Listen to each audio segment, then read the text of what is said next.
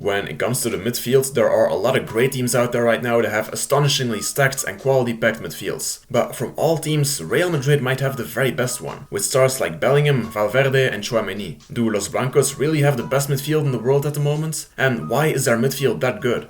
Well, that's what we'll discuss in this video, so make sure to stay tuned.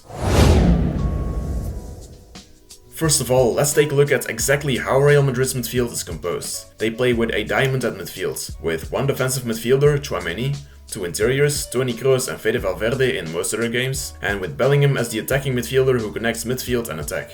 If you look at the qualities of each one of these players, you see that they complement each other very well, and that every one of them has a specific set of tasks that fits their qualities. Tchouaméni's biggest assets are his tackling, his ball recoveries, his passing and his shooting. Toni Kroos is less of a physical midfielder than him. He isn't the best at defending either, but he's prolific at dictating the play. He knows when to accelerate and when to slow down the play when Real Madrid are in possession. He always makes the right decision. He's basically their conductor, and he's great as well at picking out players who are running in behind the defense with his inch-perfect passing.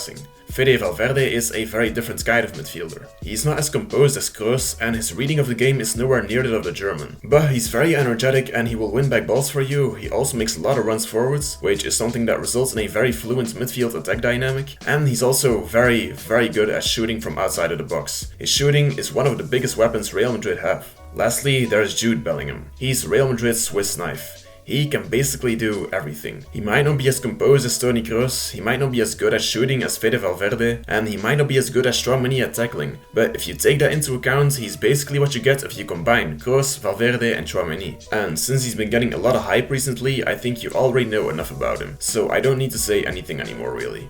Overall though, looking at this Real Madrid midfield, you see that it's really well divided. Each player has a different set of qualities. They make up for each other's weaknesses, and in the end you just have a midfield that's very complete, with only world-class players. And don't forget that Luka Modric and Camavinga can still be added on top of that when they need it. This midfield is definitely a candidate for being the very best in the world.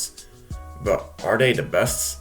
Well, let's compare them to some other world-class midfields, and where better to start than their arch-rivals and the team most of us in our supports, Barcelona. Barcelona have a midfield stacked with world-class players. Oriol Romeu might not be the biggest of names, and he isn't as good as Sergio Busquets, but he's a very solid defensive midfielder. And when it comes to Gundogan, Frenkie de Jong, Pedri and Gavi, they have 4 midfielders who could all be labeled as top 5 midfielders in the world honestly. That's why when it comes to pure quality, Barcelona have a better midfield than Real Madrid. Let's be real here. Gundogan, Gavi, Pedri, Frenkie de Jong, they are, if you're not taking Jude Bellingham into account, all better than any Real Madrid midfielder. Gundogan was one of Man City's greatest players last season, and has been a top midfielder for years now. He's very complete. And he's somewhat comparable to Toni Kroos in how he can dictate the play, yet he's also the kind of player to make runs forwards and link up with the attackers. Gavi, especially this season, is an absolute monster. He's prolific at recovering balls and just being everywhere, but then again he's also very composed and reads the game very well, and he's just the kind of midfielder who cannot be pressed. He's basically what you get if you combine N'Golo Kanté and Xavi. Pedri is the kind of midfielder who, just like Kroos, sees everything and can dictate the game, while also being really good at dribbling and setting up attacks himself. Frenkie de Jong is arguably the best one out of them all. He's maybe the best midfielder in the world when he's fit, and he's able to, again, dictate games by himself like no one else can. He's unpressable and most of all just a joy to watch really. Quality wise, Real Madrid aren't on that level, and maybe no team is. Barcelona have a ridiculous amount of quality in midfield, but is it better than that of Real Madrid on the pitch? Well, that's hard to tell. Both midfields and their dynamics are just different really. Barcelona have the problem that as long as they want to be safe defensively, it's best for them to play with Oriol Romeu, who's good, but quality-wise the least one out of the 5. Which means that they will only be able of fielding 2 of those 4 world-class midfielders.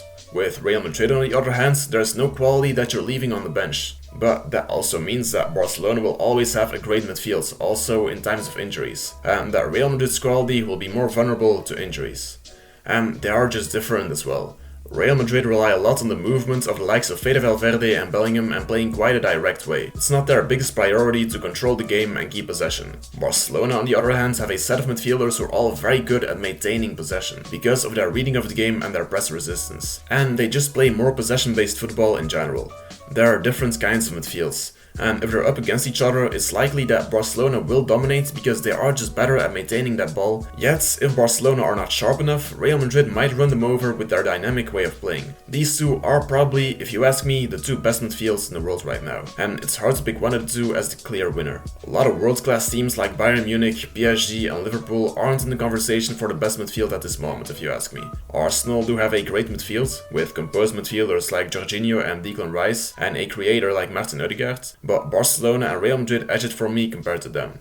The same can be said for Man City. When everyone is fit, with players like De Bruyne and Rodri, they're easily in the conversation too. This season they've been playing with somewhat of a double pivot, behind a 10 and 2 wingers, who can both be real wingers like Doku or more inverted wingers like Bernardo Silva. And if you've got a double pivot of De Bruyne and Rodri, let's be real, you basically have the best midfield in the world, right? Rodri's passing, shooting, game reading and tackling abilities, combined with De Bruyne's vision, passing, shooting and decision making, that's quite a midfield duo to have. But given De Bruyne's injury, we've not seen too much of that this season, and it's fair to say that both Barcelona and Real Madrid's midfields are on the same level right now. These three teams have the best midfields in the world, and which one is best is kinda hard to say, because they just play in three different setups combined with a different set of defenders and attackers.